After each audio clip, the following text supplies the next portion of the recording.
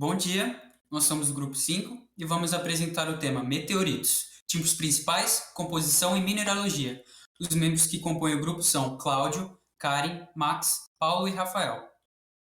Primeiro, vamos definir o que são meteoritos e como os classificamos, isso é, quais processos que separam e definem os principais tipos. A começar pela terminologia mais fundamental. Temos como meteoroides corpos rochosos que vagam pelo espaço sem órbita definida. Em contrapartida, temos os asteroides, que possuem órbita definida em torno do Sol ou outros corpos.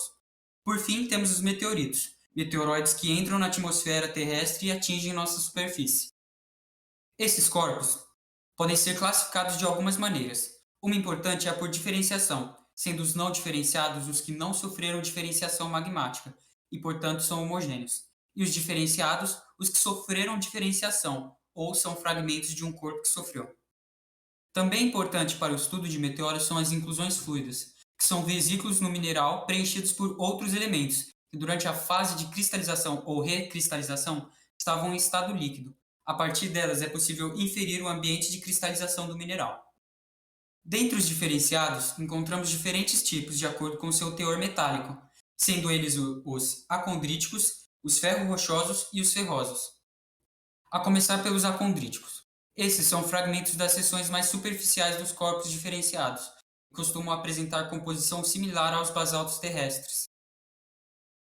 Tais meteoritos, com idade em torno de 4 a 5 bilhões de anos, podem ter origem em asteroides maiores ou até mesmo em planetas e luas, origem essa que pode ser inferida a partir de sua composição. Como já mencionado, parte maior desse tipo de meteorito apresenta composição basáltica, com maior presença de olivina, piroxeno e plagioclase. Ainda assim, há considerável variação, que costuma conformar-se às diferentes origens do meteorito, e isso se reflete em suas categorizações.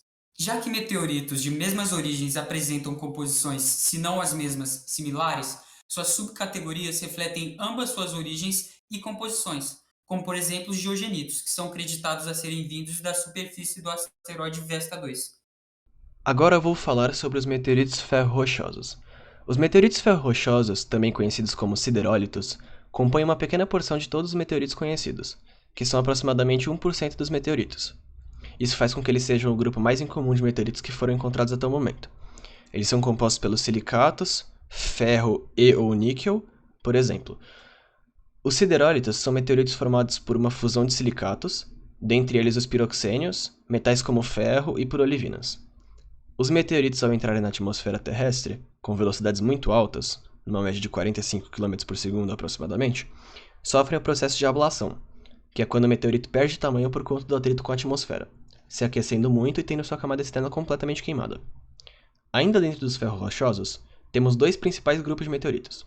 Temos os palazitos, que são meteoritos que os cientistas creem que são formados entre o manto e o núcleo do corpo rochoso de origem, e esses são meteoritos que possuem cristais de olivina no seu interior, formando lindos mosaicos coloridos. Os cristais de olivina dos palazitos são na maioria das vezes peridotitos, que são gemas mais claras, inseridas em uma massa de níquel-ferro.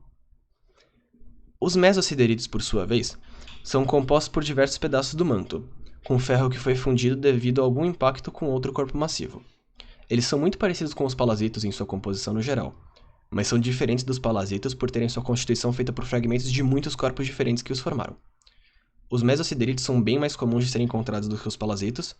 Cerca de aproximadamente 70% dos meteoritos ferro-rochosos são mesosideritos. Agora eu vou falar um pouco sobre a composição dos meteoritos ferro-rochosos.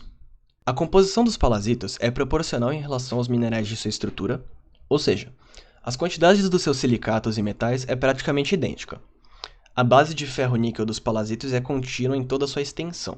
Já na composição dos mesosideritos, a base de ferro-níquel deles é descontínua justamente pela sua composição ser proveniente de vários corpos diferentes, com seus silicatos sendo plagiocláseos e piroxênios.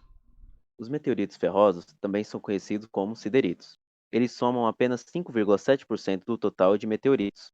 Eles são considerados núcleos de asteroides que derreteram no início de sua história, e a sua composição consiste em ligas de níquel com ferro, tendo pequenas quantidades de minerais de sulfeto e carboneto, sendo o próprio ferro meteórico a primeira fonte de ferro disponível para a utilização da raça humana.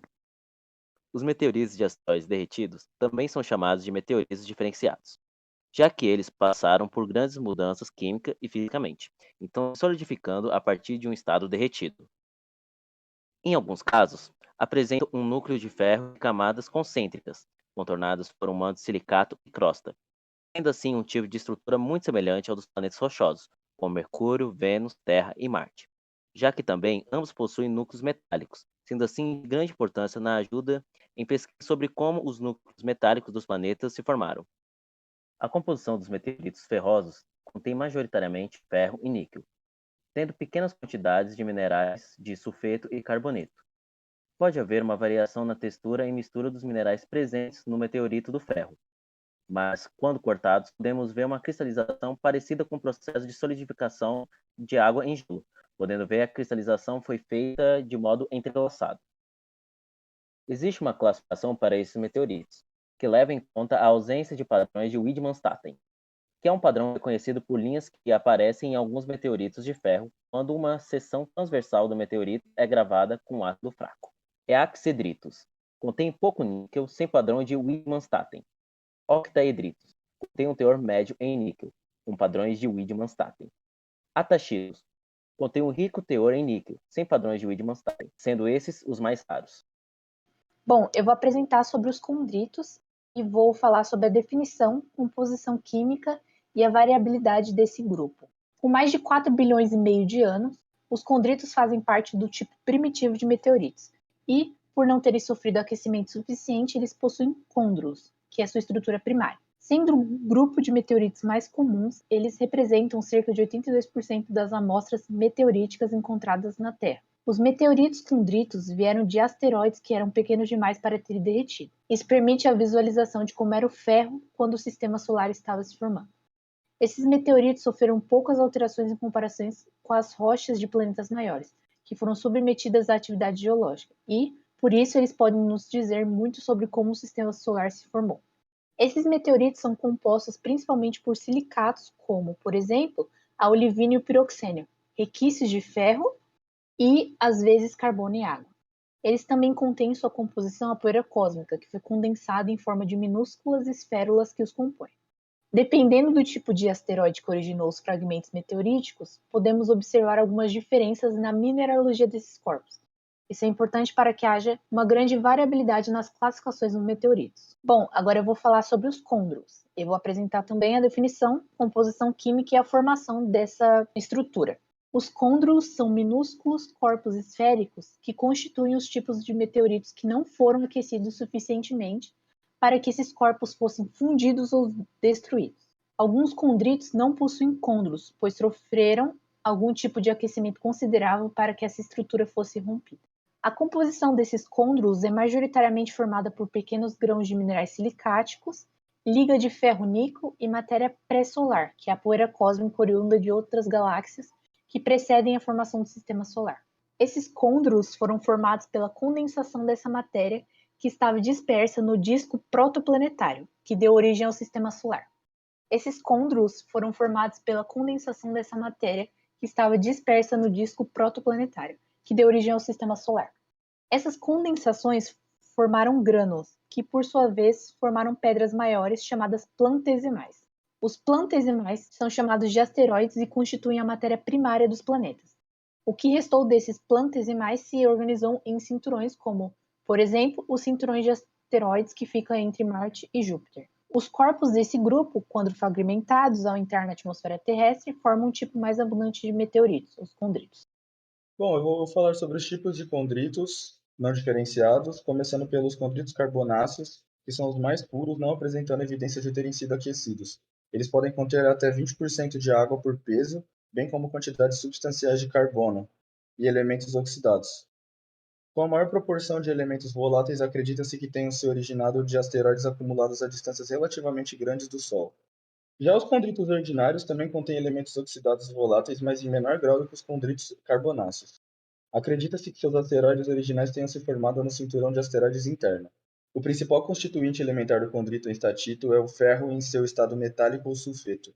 Isso contrasta com os condritos comuns e carbonáceos, nos quais o ferro está principalmente presente como óxidos e aglomerado em silicatos. O alto teor de metal e baixo teor de oxigênio dos condritos estatitos sugere que esses meteoritos podem ter se originado no interior do sistema solar.